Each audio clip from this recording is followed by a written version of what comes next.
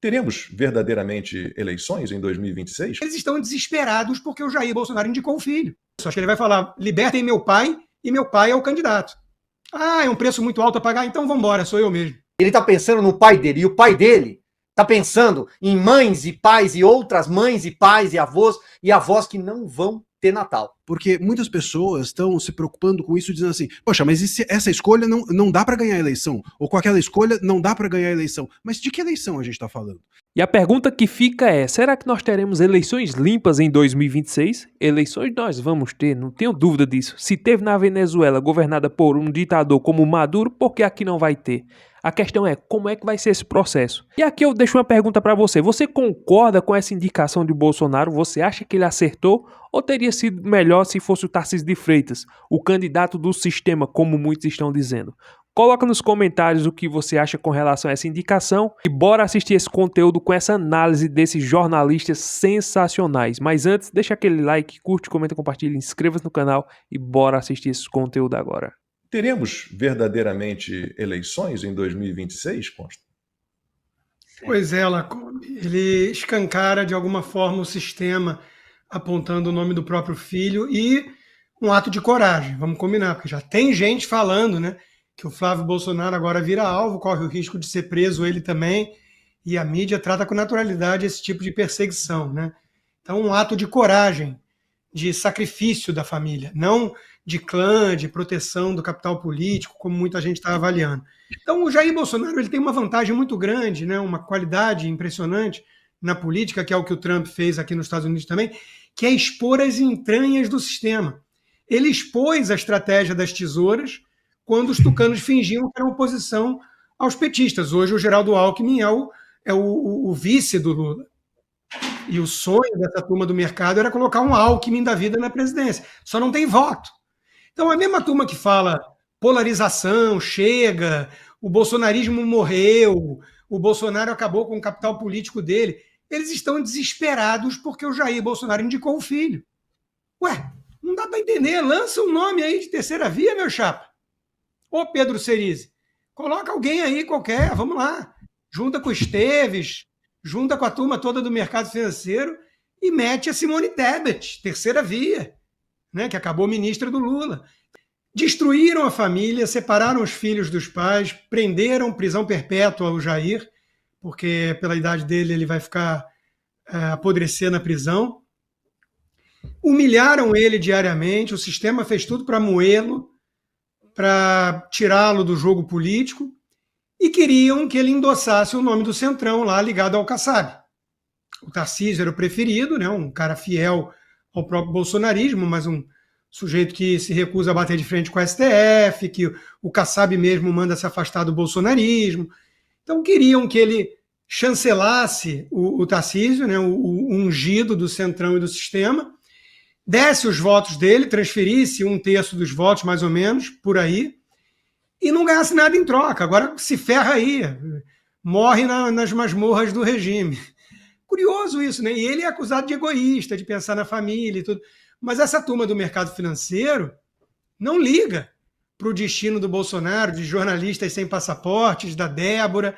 Eles não ligam para nada disso. Eles querem um CEO melhor, eles querem que o mercado fique mais feliz porque ajudaram a fazer o L, viram a cagada, né? O Lula está destruindo a economia uma vez mais e agora querem um choque de gestão, querem dar uma melhorada na economia. É isso que essa turma da Faria Lima quer. É isso. Quanto a essa fala dele de que tem um preço para desistir no meio do caminho, muita gente achando que ele vai primeiro falar da anistia e talvez ele apoie o Tarcísio. Ele também falou que o Tarcísio é um grande jogador do time, é o melhor do time. Eu não acho que é nada disso. Acho que ele vai falar, libertem meu pai e meu pai é o candidato. Ah, é um preço muito alto a pagar, então vamos embora, sou eu mesmo. Eu acho que ele está trolando a turma, né? E ele está conseguindo também gerar mídia, gerar interesse, holofote, que é uma estratégia de marketing necessária para quem não tem a máquina na mão, para quem tem um boneco de papelão do Jair Bolsonaro. Do outro lado tem estatal, máquina, artistas, jornalistas, acadêmicos, o jogo é pesado, né? O seu pai pega a espada e fala, vai filho, vai, honra o nome da tua família, honra tudo que a gente defendeu para chegar até aqui, honre tudo o que fizemos pelo Brasil. Você não vai aceitar essa missão? Flávio aceitou. E eu não tenho dúvida que ele pode estar sacrificando uma reeleição ao Senado ou qualquer outra coisa. Você acha que ele está pensando nisso? Não. Está pensando no pai dele. Ele está pensando no pai dele. E o pai dele está pensando em mães e pais e outras mães e pais e avós que não vão ter Natal. Porque muitas pessoas estão se preocupando com isso, dizendo assim, poxa, mas e se essa escolha não dá para ganhar a eleição? Ou com aquela escolha não dá para ganhar a eleição? Mas de que eleição a gente está falando? Porque se a gente concorda que nós estamos em meio a uma espécie de ditadura, não tem como ganhar a eleição. Não tem como ter expectativa eleitoral numa ditadura. Me parece que isso é um ponto que a gente precisa levar em consideração, e quem promove esse problema sério no país, aliás, há 6 anos e meio, desde o advento do inquérito das fake news, é o STF. Esse ator que protagoniza tudo e todos dentro do debate político e público do país. Então, é óbvio, Lacombe, que eles queriam um joguinho patético e que o Bolsonaro entrasse apenas com os votos, né? O Bolsonaro não aceitou isso. Fez uma jogada ousada, pode dividir a direita. Eu vejo gente da ala até conservadora, até meio bolsonarista, falando: não, no Flávio tem telhado de vidro, o Flávio tem rejeição, o Flávio desmaiou num debate. Eu acho que o Flávio amadureceu muito. As últimas entrevistas mostram isso, a no Flow foi muito boa. Acho que ele tem uma postura mais ponderada, que é importante para comunicar-se com o centro, mas ele é firme em relação ao STF, que a gente precisa, porque essa pauta é relevante. Eu acho que é óbvio que vão requentar a história de rachadinha, de chocolate, que não deu em nada, né? Mas é óbvio que iam fazer isso também, com qualquer candidato da direita para valer, né? Então, vamos embora. Já, em uma noite foi produzida uma pesquisa Datafolha, com Lula com 15 pontos de vantagem. Uma noite! E as pessoas levando a sério. Sendo que cá entre nós 15 pontos nem é tanto assim. Flávio acabou de lançar a candidatura, tem muito tempo ainda para se tornar mais conhecido e se comunicar melhor e atrair os votos da turma do Tarcísio, que tem nojinho do bolsonarismo. Então, de novo, né, levar a sério pesquisa Datafolha, para com isso. Então, a turma que queria Kassab, Lacombe, está muito decepcionada, muito. Eu confesso que na pior das hipóteses, eu estou me divertindo um pouco. Eu estou achando divertido, engraçado, ver a histeria da turma que queria ferrar o Bolsonaro, mas pegar seus votos. Né? Essa turma que está dizendo agora que fique preso, então, para sempre. Né? Então, o próprio Flávio vai acabar preso. Quer dizer, eles mostram que eles não estão nem aí para as injustiças, para a perseguição no Brasil, para esses colunistas e editoriais que falam: não, o STF abusou, mas era uma boa causa, agora chega. Quer dizer, é um bando de cínico, um bando de sonso. Esse pessoal é cúmplice da situação em que chegamos até aqui. Turminha de MBL que está seduzindo já gente do mercado. Eu tenho recebido uns vídeos do Renan Santos de gente de mercado financeiro. Falei, meu Deus do céu, o MBL vai conseguir enganar alguém agora? A essa altura do campeonato, tem gente que cai no MBL, merece virar Venezuela. Então, quem é de direita, quem se diz de direita, quem falava em união contra PT e não vai se unir em torno de Flávio, já está declarando voto nulo ou voto em Lula? Ah, vocês me desculpem, mas a máscara caiu. Vocês são de esquerda. Então, agora não tem alternativa, não. Quem tem voto tem poder. Quem tem voto é Jair Bolsonaro, aquele falecido, né, de forma precoce aí pelo Barroso e companhia. Ele tem voto, ele tem poder de escolha. Ele escolheu o filho, ele deu um bug na turma que queria o Kassab com os votos do Bolsonaro. E agora? Quem é que é a direita para valer e quer tirar o Lula? Tem que se unir em torno do Flávio. É quase como se a direita estivesse se decantando, como um vinho que você põe para decantar e descobre ali o verdadeiro sabor depois da decantação. E eu acho que o nome do Flávio permite que o vinho da direita se decante. Ah, mas isso não é importante, ou isso não é suficiente. Eu acho muito importante. Nós nunca tivemos uma direita, ou a chance de termos uma direita no país. Há 10 anos atrás, a direita era o Serra, o Fernando Henrique, o Alckmin, que agora é vice do Lula. Então é relevante que a gente entenda quem é quem dentro do país, até para o futuro. Se nós não temos uma história de direita clara dentro do país, é muito relevante que a gente entenda agora e de agora em diante quem é direita mesmo, para que a gente consiga saber o que cada um quer. Isso me parece um ponto relevante. E o nome do Flávio permite essa decantação, né? E a direita expõe quem é quem. Porque se as pessoas que estavam apoiando o Tarcísio, ou o nome do Tarcísio, porque ele era uma escolha do Bolsonaro, bom, deveriam então apoiar automaticamente também o Flávio, por ser uma escolha do Bolsonaro. Se as pessoas saíram fora do apoio do Flávio, mas estavam apoiando o Tarcísio, me parece que estavam então tentando apoiar quem vai ganhar, e não a escolha do Bolsonaro. E gente que joga as fichas em quem vai ganhar é algo que no Brasil sempre teve. Mas essas pessoas não são pessoas ideológicas, essas pessoas não são a direita e não podem ser vistas dessa maneira. E é importante que essas máscaras caiam. Imagine você ter o seu pai que sangrou por um país, que derramou sangue. Tentaram matar ele. Matar, a faca. 6 de setembro de 2018. Eu me lembro como se fosse ontem. Aliás, teremos um filme, ainda bem, para deixar isso registrado na história, porque aquele documentário da Brasil Paralelo que tratava do assunto foi censurado pelo sistema que o pessoal da direita limpinha hoje apoia. Qual é o ponto? Seu pai está lá numa cela apertada, com dificuldades de saúde, ele tem muitos problemas de saúde por conta das cirurgias, da sequência de cirurgias invasivas. Eu não sei agora se foram 6 ou 7, mas a última levou 12 horas. Você só pode ver seu pai por meia hora, de vez em quando, e precisa pedir autorização para o algoz. Precisa de autorização de um juiz do Supremo Tribunal Federal que quer desempenhar o papel de juiz de vara de execução penal. Nós temos isso no Brasil. Alexandre de Moraes já conseguiu desempenhar todos os papéis possíveis numa república com 3 poderes. Agora ele é juiz de vara de execução penal.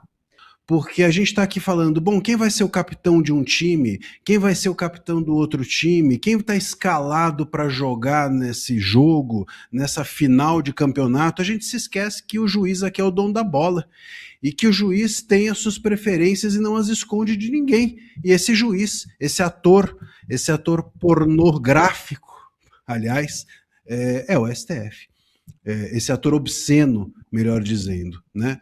Obsceno talvez seja a melhor a expressão mesmo, né? Porque obsceno é isso, é fora de cena. O STF é um ator obsceno, ele é fora da cena, ele não está na cena, mas ele participa, e participa de forma obscena. E esse me parece ser a grande questão. Tem muitos pais e mães que não vão abraçar seus filhos. Eles estão presos numa cela atrás de um muro de pedra, ou presos a uma tornozeleira humilhante, que não podem ir na casa da vizinha, comer uma ceia de Natal, participar, rezar, estar junto, não podem. Por um crime impossível inventado por esse sistema. E aí, esse sistema chama o Centrão para o jogo e diz assim, olha, vamos fazer um acordo aqui, porque ninguém aguenta mais o PT, nem o STF aguenta mais o PT, nenhum brasileiro aguenta mais o PT, brasileiro que paga imposto, brasileiro que honra a sua renda ali, o seu dinheiro do dia a dia, sabe que não está dando para aguentar mais esse governo perdulário. Aí, de repente, vejam vocês, de repente, esse Centrão fala, então tá bom, a gente vai produzir um candidato, mas a gente precisa dos votos do Bolsonaro. Porque numa equação política, ao contrário dos Rolando Lero aí, tá cheio, tem uns aqui que usam até lencinho no bolso do paletó, né? Aquele Rogério Cardoso que rodava o lencinho, assim, personagem do Chico Anísio, fala um monte de bobagem. Esse pessoal todo aí esqueceu do povo na equação. E o povo quer o Bolsonaro. Então eu quero os seus votos, mas eu não quero você, eu não quero a sua família, e deixa seu pai morrer dentro de uma cela, deixa seu pai morrer naquela cadeia. É isso? É disso que se trata? Então, é um filho que empunhou uma espada. O Estado de São Paulo, eu vou trazer aqui alguns números para mostrar a importância da reeleição do governador Tarcísio de Freitas. Não sei se lá na frente a equação pode mudar ou não. Política é como nuvem, já dizia Magalhães Pinto, que foi governador de Minas Gerais, foi senador. Ele falou, você olha, tá de um jeito, depois você olha de novo, já mudou. Não sei se isso vai mudar, tá? Mas vamos lá. São Paulo tem, para a próxima eleição, quase, tá? 34,5. Estou fazendo projeção aqui, ó. Passei a tarde inteira fazendo conta. São Paulo tem 34,5 milhões de votos. Minas Gerais vai ter, na próxima eleição, 16 milhões de votos. O Rio de Janeiro, 13 milhões e meio. E a Bahia, 11 milhões e meio. Do que é que eu estou falando? Eu estou falando, por exemplo, que dois estados como Minas Gerais não é um estado como São Paulo. 23% do eleitorado brasileiro está aqui. Se o governador Tarcísio de Freitas for reeleito com um caminhão de votos, ele vai empurrar qualquer candidato à presidência da República. E a gente tem um comparativo aritmético com a eleição de 2014. Porque o que é que aconteceu em 2014? O PT não tinha candidato ao governo de São Paulo, ao Palácio dos Bandeirantes. Lançou o Alexandre Padilha, e o Padilha ficou em terceiro lugar, atrás do Paulo Scaff. O Alckmin foi reeleito com um caminhão de votos naquela época. E empurrou o Aécio. O Aécio ganhou com 7 milhões de dianteira em 2014 e quase levou a eleição contra Dilma. São Paulo ergueu uma muralha contra o PT. São Paulo ganha a eleição. Precisa fazer o governador de São Paulo. Se o governador Tarcísio de Freitas, que é bom de serviço, bom demais de serviço, um ótimo governador, resolve sair candidato à presidência, quem será o substituto? Quem é que vai fazer uma eleição no primeiro turno com 60% ou mais de votos? Porque o PT não tem candidato. Vai botar o Haddad para perder de novo? Quem é o candidato da esquerda? Então, além dos dois senadores de direita que São Paulo vai fazer. Também acho um ponto relevante a respeito disso, que o nome do Flávio é um nome interessante.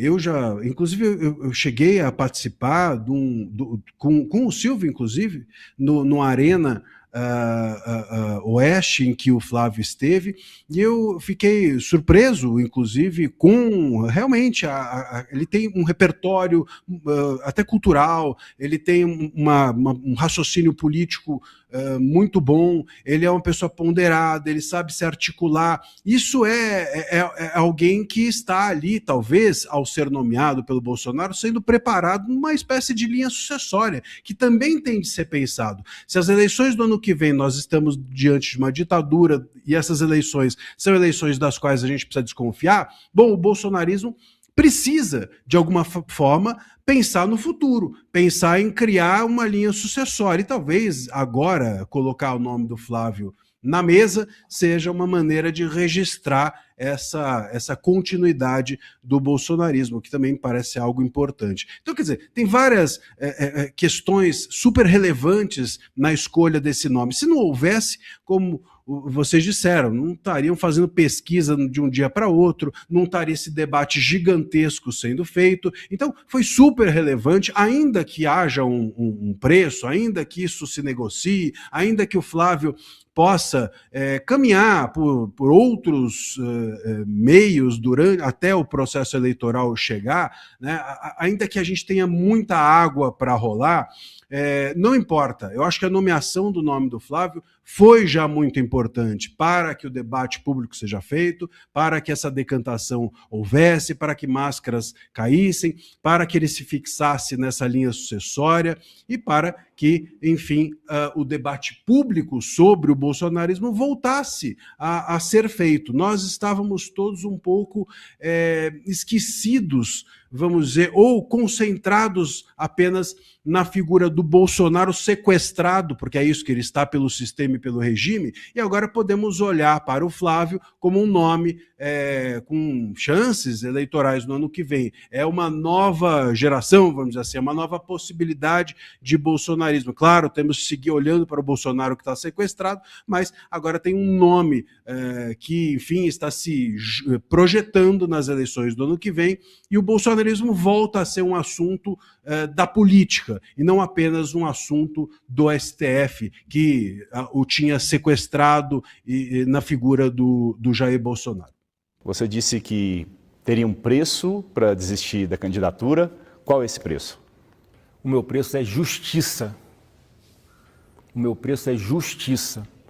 E não é só justiça comigo, é justiça com quase 60 milhões de brasileiros que foram sequestrados, estão dentro de um cativeiro nesse momento, junto com o presidente Jair Messias Bolsonaro. Então, óbvio que não tem volta. A minha pré-candidatura à presidência da República é muito consciente. Ela é para representar grande parte da população brasileira que não aceita mais essa quantidade enorme de desmandos.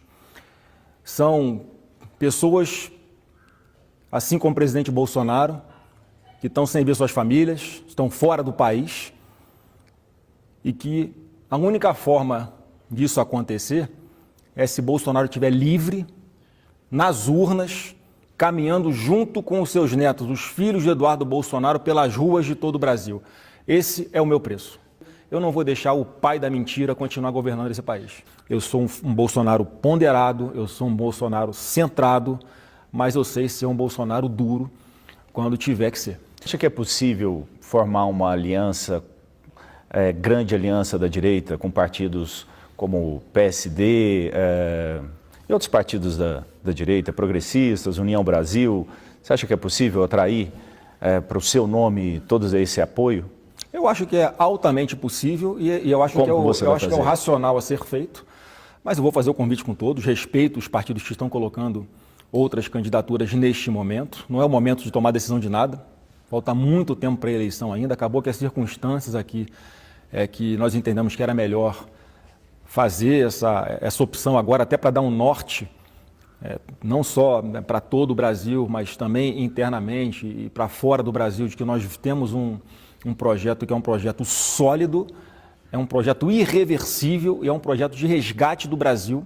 E por acaso vai ser o Flávio Bolsonaro que vai colocar esse projeto na mesa e todos os partidos estão convidados a caminhar conosco. Se não for possível neste momento, respeito a todos, gostaria muito que todos já no primeiro momento estivessem junto conosco, mas essa é uma decisão que vai sendo tomada com o passar do tempo, sem ansiedade, com muita conversa olho no olho, porque o Brasil tem jeito sim, mas a gente tem que virar uma chavinha, porque para redemocratizar o nosso país não vai ser fácil. Tarcísio de Freitas, governador de São Paulo, qual que é o papel que ele vai ter? Talvez seja um dos principais papéis nas eleições de 2026, porque São Paulo é o maior colégio eleitoral do Brasil, é o estado com maior importância em questão de PIB e em geração de empregos, é uma potência, né? O orçamento de São Paulo só fica abaixo do orçamento da União. E o Tarcísio é um craque, o Tarcísio é o camisa 10 dessa seleção, desse time que nós temos, e eu confio muito que nós vamos começar a ganhar essa eleição lá em 26, a partir de São Paulo, com o Tarcísio no palanque, com a aprovação maravilhosa que ele tem, com o trabalho maravilhoso e bem avaliado que ele tem, o time dele ali qualificado, eu não tenho nenhuma dúvida, não, que nós vamos partir de uma diferença ainda maior em relação ao PT nas eleições de 26 do que nas eleições de 2022. Então o Tarcísio é uma peça fundamental nessa engrenagem, tive contato com ele, foi a primeira pessoa com quem eu falei, antes de começar a falar para outras pessoas qual tinha sido a decisão do presidente Bolsonaro, e comigo ele foi absolutamente transparente, direto, pode contar, estamos juntos. Eu não vou ficar cobrando do Tarcísio que ele se manifeste publicamente, porque ele já falou por várias vezes que o objetivo dele é ser candidato à reeleição no governo de São Paulo. O que você tem a dizer às pessoas que, logo que o seu nome foi colocado, disseram, não, essa é uma candidatura, é um balão de ensaio? Cara, sinto que elas estão redondamente enganadas. Não tem balão de ensaio, eu não tiro o meu nome, a não ser na condição de nós termos justiça, como eu falei aqui, não só com Bolsonaro, mas com centenas, com milhares, com milhões de brasileiros que estão sofrendo, angustiados, desesperançosos, com aquela sensação de quem tem a quem recorrer, o que a gente faz agora? Então, o lançamento do meu nome vem para resgatar esse brilho, para esquentar de novo o coração do brasileiro, para eles verem que tem esperança e que eu estou dando a cara a tapa e que não tem volta. Eu só vou parar no dia da vitória, porque Deus vai abrir esse mar para a gente entoar o hino da vitória do outro lado e para libertar o Brasil desse cativeiro. Para você que chegou até aqui, se você quiser aprender a trabalhar aqui na internet e fazer pelo menos de 2 a 5 mil reais trabalhando na sua casa, usando seu celular conectado à internet, Clica no link, primeiro comentário fixado aqui na descrição e aprenda uma nova profissão. Não tem nada a ver com jogo, aposta, nada disso. É para você aprender a trabalhar usando seu celular conectado à internet. Se você quiser ter esses resultados, se você quiser aprender como fazer dinheiro trabalhando na sua casa, é totalmente possível. Basta você estudar e aplicar o método certo, com consistência, e você terá resultados. Só depende de você. Você pode complementar o seu salário ou então você pode trabalhar com a internet. Mas eu digo para você, é totalmente possível, porque hoje eu vivo da internet. Muitas pessoas vivem da internet hoje em dia e você pode viver também. Só depende de você. Se quiser e tiver interesse, clica no link no primeiro comentário fixado aqui na descrição. Assista a aula que tem lá gratuita, que vai te mostrar resultados, o passo a passo, como fazer, o que fazer e a maneira certa para fazer para você rentabilizar aqui na internet. Se tiver interesse, clica no link, primeiro comentário fixado aqui na descrição e assista a aula que tem lá. Pessoal, como vocês viram aí, esses jornalistas, né, o Lacombe, Silvio Navarro, Constantino, sensacional a análise deles. E aí, diante de tantas situações aqui no Brasil, é interessante. Agora, o que eu acho mais interessante não é a esquerda, não, porque a esquerda a gente já sabe, vão votar no Lula, isso não é novidade, então isso não é o problema hoje é a direita, por incrível que pareça. A gente vê o pessoal reclamando, tem que tirar o Lula e não sei o quê, e a economia tá ruim, e tá um monte de coisa, e o Lula... A gente vê um monte de gente reclamando. Aí muitas pessoas disseram, não, nós vamos votar em Bolsonaro, ou então naquele que Bolsonaro indicar, beleza. Aí Bolsonaro tá preso, inelegível, indica o filho. Aí tem um monte de gente dizendo, não vou votar no filho. Vocês vão fazer o quê então? Se foi a pessoa que o Bolsonaro indicou, que queira ou não, goste ou não, o maior líder da direita. É a pessoa que tem voto. Não tem outro candidato aqui não. Ronaldo Caiado é bem intencionado, Romeu Zema é bem intencionado. Tem muitos aí, são bons, não estou dizendo nada não. A questão é que quem tem voto aqui no Brasil, quem tem nome para disputar é o Bolsonaro, e ele indicou o filho. E aí eu faço até um questionamento que eu fiz hoje mais cedo em um vídeo. Se coloque no lugar de Bolsonaro. Depois de você ser traído por tantas pessoas, depois de você ter levado punhalada nas costas por tantas pessoas, você acha que agora o Bolsonaro vai chamar qualquer um e dizer, não, tô apoiando tu? Claro que não. E eu não estou dizendo que o Tarcísio não seja uma pessoa de confiança, que com certeza é. Só está no governo de São Paulo por causa que Bolsonaro colocou a mão em cima. Então, se ele tivesse indicado Tarcísio, teria sido bom, lógico. Mas ele quis indicar o filho dele. Acabou-se. Não tem pra onde correr mais, não. Não tem, não. Agora eu vou ficar todo orgulhoso dizendo, não, nem voto nem em Lula, nem em Flávio Bolsonaro. Vou ficar isento, vou votar nulo, vou votar em branco. É mesmo que dá a vitória pro Lula, para ele se reeleger de novo. Fazer igual os isentões do MBL. Não votaram em Bolsonaro na outra eleição e nem votaram em Lula. Ficaram metendo pau nos dois. O que aconteceu? Esses isentões aí foi que deu a vantagem e a vitória ao Lula. Com certeza. Diferença de 2 milhões de votos. E aí se fica esse negócio de não vou nenhum nem outro, querendo ou não, um vai ter que governar. Querendo ou não. Então esse negócio de ficar isento, eu não vou meter minha mão, pelo menos não sujo minha mão, mas ferra o Brasil. Ferra no Brasil, ferra quem tá dentro do Brasil. E quem tá aqui dentro dança. Todo mundo. Tá tudo dentro do mesmo barco. Então, esses isentões que ficam com essa conversinha fiada, não, vou votar nulo, isso é a pior burrice até hoje que eu vi, essa questão de votar nulo, votar em branco ou não votar. Isso é a pior burrice que tem. Então a gente tem que votar, não, mas é o menos ruim. Vai fazer o quê? Vai procurar um candidato perfeito se não existe? Então o nome é Flávio Bolsonaro, beleza. Primeiro turno tem Romeu Zema, tem Ronaldo Caiado, tem Ratinho Júnior, beleza. Então se divida aí. Agora segundo turno não tem jeito não. Segundo turno, o nome que for, se for Caiado, voto nele. Romeu Zema, eu voto nele. Ratinho Júnior, voto nele. Com certeza eu acho que quem vai é o Flávio Bolsonaro, já está garantido nosso voto. É assim que tem que ser e é assim que nós temos que agir. Então, era esse vídeo com essas análises aí que eu queria trazer para vocês. Se você gostou, não esquece de deixar aquele like, curtir, comentar, compartilhar, se inscrever e até o próximo vídeo, se Deus permitir.